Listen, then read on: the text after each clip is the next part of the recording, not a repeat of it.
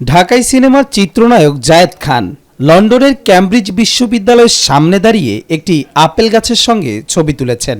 সেই ছবি সামাজিক যোগাযোগ মাধ্যমে পোস্ট করে তিনি দাবি করেছেন এটি নিউটনের সেই বিখ্যাত আপেল গাছ।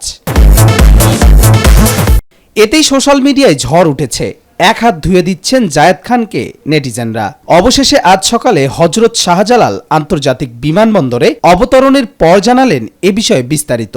আমি ফেসবুকে দেখেছি এটা নিউটনের একটা গাছে ওখানে পুরো সাইনবোর্ড লেখা আছে, প্রতিনিয়ত হাজার হাজার মানুষ নিউটনের সেই ক্যামব্রিজে ভিড় করে দেখার জন্য।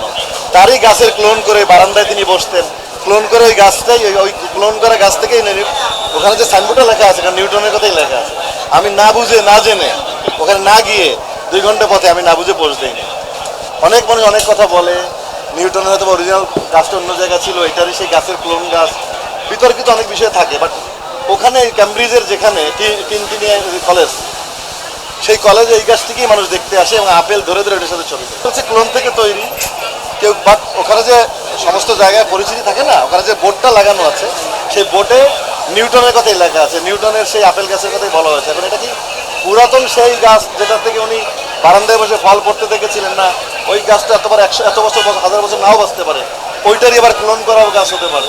বাট আমি গিয়েছি, ছবি তুলেছি, সবাই নিউটনের গাছ বলেই দেখে ওটা। সারা পৃথিবীর থেকে মানুষ আছে ক্যামব্রিজ ওই কলেজে দেখার জন্য। আমি ভুল কোনো পোস্ট দিই নেই যে না গিয়ে অন্য একটা গাছকে দিয়েছি, এটা আবারও আমি ডিফাইন করলাম। আসলে ওইটা ওই নিউটনের গাছের সামনে বসে আমি বলছি। তখন গিয়ে দেখি সারা পৃথিবীর পর্যটক ওখানে ছবি তুলছে, কেউ আপেল হাতে নিয়ে ওইটা গাছের সাথে ধরে, গাছে তো আপেল নাই বাট আপেল ধরে ধরে।